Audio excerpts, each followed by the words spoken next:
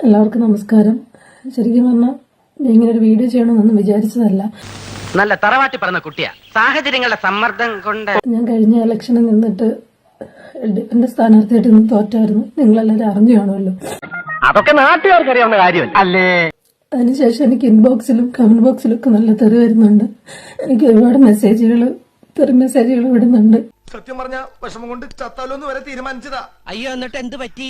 മരിച്ച പോസ്റ്റ്മോർട്ടം ചെയ്യലൊന്ന് പേടിച്ചിട്ടാ. ഞാൻ കമ്മിയാണ് എന്നൊക്കെ പറഞ്ഞിട്ട് എന്നെ നിർബന്ധിച്ചിട്ടാണ് ഇലക്ഷൻ നിർത്തിയത്. നിന്റെ കയ്യിലിരിപ്പതായിരുന്നല്ലോ.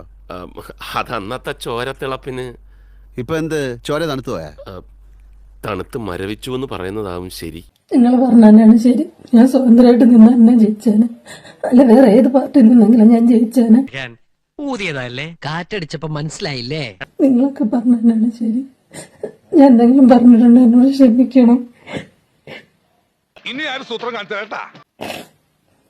ഇതാണ് ചില ചേട്ടന്മാരെ ആഗ്രഹിക്കുന്നത്. അതായത് ഞാനിങ്ങനെ കരയും, ഞാനിങ്ങനെ ക്ഷമ പറയുമെന്നൊക്കെ. ഞാൻ നിങ്ങളോട് പറയുന്നത്, ഞാൻ സ്വന്തം ഇഷ്ടപ്രകാരം തന്നെയാണ് നിന്നത്. ആ പാർട്ടി എന്റെ കൂടെ തന്നെ കാണും. ഞാനതിന് മാറി പോകുന്നില്ല.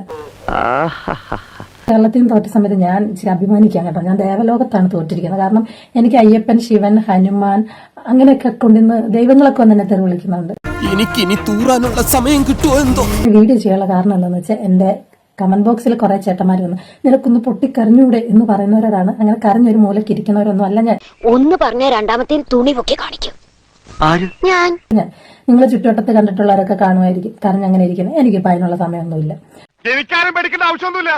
ഈ ഗംഗാധരനല്ലേ കടപ്പുറം.